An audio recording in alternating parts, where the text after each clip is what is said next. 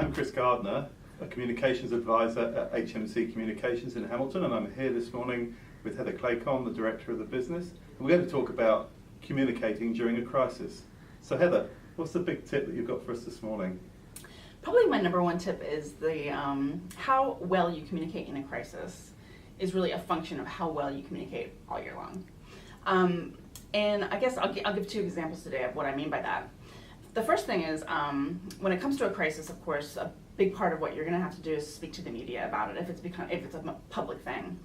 And you can't expect in the middle of a stressful crisis to be developing relationships with journalists. So that's something you need to be doing all year round. So when you get in that situation, which crises will happen, that you have great relationships with journalists, they trust you, they know that you're a guy, a lady that's doing, trying to do the right thing, that sort of thing. So you can have really good conversations with people that you know well and can trust.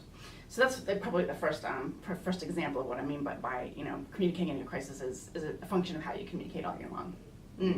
Okay, what about on social media? That's a pretty big thing these days.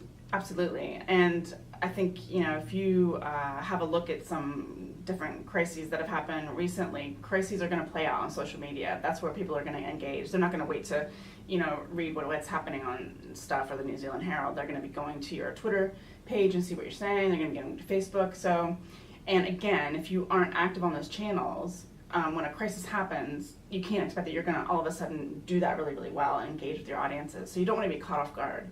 So you definitely want to be working those channels all year round, have people that are, that's their responsibility to be checking it, that sort of thing, so that when a crisis happens, again, it's just something that you kick into high gear, but at least you have a process and you know exactly how to use those channels really, really well. So. Some great tips this morning. Thank you.